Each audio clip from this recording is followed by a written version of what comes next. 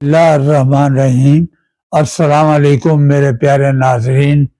मैं हूं आपका मुसन्निफ मोहम्मद कमाल पाशा, जो आज एक नया वीलॉग लेकर आपकी खिदमत में हाजिर हुआ हूँ। तो मेरे प्यारे नाजरीन और सामीन, अल्लाह आपको सलामत रखे।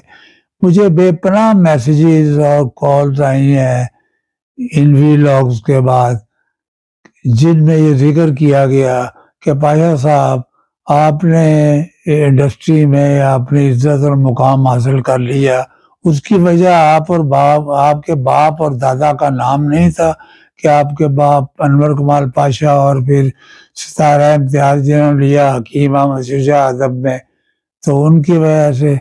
तो बात यह है कि आज मैं आपको, आपके ज़रिए उन तक मेरा पैगाम पहुंच जाएगा, जवाब मिल जाएगा कि मुझे अपने बाप, अल्लाह मग़फ़िरत करे, उनके लिए बहुत मेहनत करना पड़ी। जितने बड़ा वो जुमला या डायलॉग लिखते थे, मेरे में इतनी सख्त नहीं थी। तो मामला कुछ ऐसा हुआ कि हमारे घर ही लाला सदीर की कोठी थी, चंद कदम के फासले पर। अब मेरा आधा दिन वहाँ भागते गुजर जाता स्कूल से आते। मेरी हार्डली 8वीं या 9वीं जमात में मैं पढ़ता था। तो मैं वहाँ जाकर देखता लाला जी को, तो वापस आ जाता। एक दिन मैं गया तो लाला जी अपने एक राइटर से, वो ख्वाजा साहब, तो उनको वो लाला जी एक सीन समझा रहे थे कि जिम्मेदार बन रहा है और अपनी वसीयत पूरी नहीं कर सका, तो ये कहकर उसकी डेथ हो जानी है। लाला जी का बेड बड़ा था बहुत। जब लाला जी अंदर चले गए तो राइटर भी कह गया कि जी कल मैं ये सीन आगे लिखूंगा, इसका मूड बनाऊंगा। राइटर साहब चले गए, लाला जी का वो कागजात और पेन वगैरह पड़ा हुआ था। मैंने वही पेन पकड़ा, कागज पकड़ा। आपके लिए सबसे बड़ी बात यह है कि ये मेरी फिल्मी जिंदगी का, फिल्म की स्क्रीन के लिए पहला मुकालमा है जो मैंने लिखा। तो मुकालमा इस तरह था कि जागीरदार अपने मुलाजम से कह रहा है कि मेरी मौत का वक्त करीब आ गया है, तो इस हवेली का ख्याल रखना। तो मुंशी उनको तसल्ली देता है। इतना सीन था। मैंने पेन पकड़ा, मेरा ख्याल है ये 7 या 8 सेकंड लगे, तो मैंने वो सीन लिखा और भागा हुआ अंदर लाला जी के पास गया। मैं कहा लाला जी, वो आपके राइटर ने जो कल फिक्रा लाना था मैंने लिख लिया है। लाला जी ने अपनी बेगम को आवाज़ मारी, अल्लाह करी के रहमत करे, मुझे बहुत प्यार करती थी। तो उन्होंने, लाला जी ने कहा कि बोर्ड दी था बोर्ड गुजर, ए अनवर कमाल बादशाह का पुत्र है, ए मेरा फिक्रा लिख के ले आया है कि मैंने सुना चाहता है। मैं सुना बेटे। तो मैंने कहा लाला जी, फिक्र है वे कि जागीरदार जिसले मर लगा तो ने अपने मुंशी नू कहा है कि मुंशी मेरे मौत का वेला नेड़े आ गया ही। तो मुंशी कहता ए गल ना करो जागीरदार जी, मैं हुणे पिंड दे मौलवी, पिंड दे डॉक्टर नू बुला के लियाना। तो जागीरदार कहता नहीं मुंशी, मौत दे फरिश्ते ने डॉक्टर तो पहले आ जाना ही। ये कह के उसकी डेथ होती है।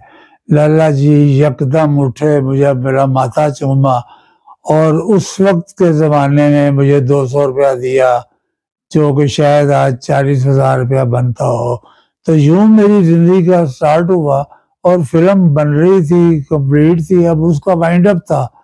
तो मुझे उन्होंने रात को गाड़ी में बैठाया, लाइट ऑन की, तो वहाँ आप नहर से जा रहे हैं, लाइट चल रही है और मुझे वो बोल रहे हैं। उनको कहानी का बहुत कम लोग जानते हैं कि लाला सदीर बेशक एक जंगजू हीरो थे, उन्हें कहानियों पर बड़ी दस्तरत हासिल थी, बहुत शौक था वो।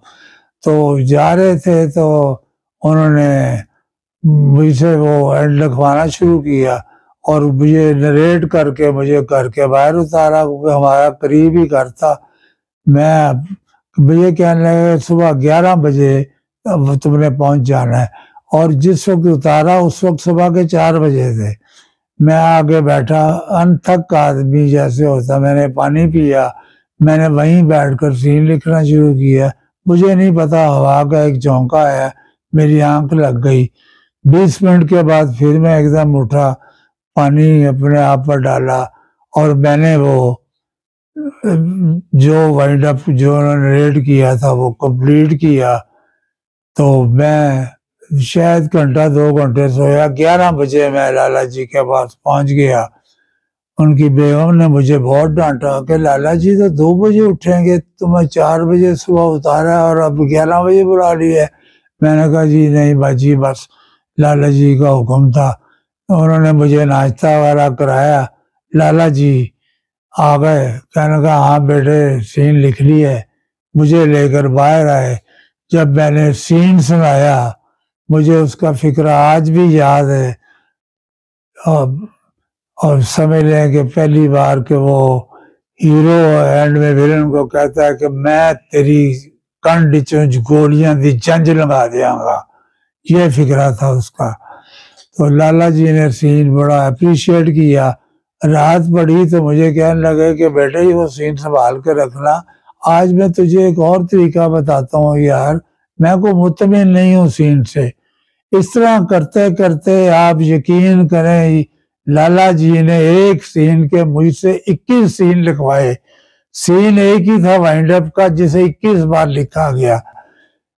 जिस दिन शूटिंग थी एक दिन पहले मुझे कहने लगे कि बेटे पहला सीन लेके आओ जो तुमने पहला वाइंड अप लिखा था। मैं थोड़ा सा एक अजीब सी मेरी हरकत हुई। मैंने कहा लाला जी अगर पहला सीन ही ओके था तो आपने 21 सीन क्यों लिखवाए?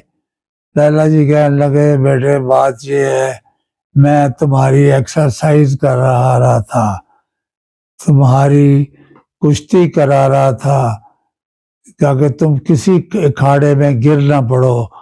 कहानी का एक सीन का एक एंगल नहीं होता, उसके हजारों एंगल होते हैं।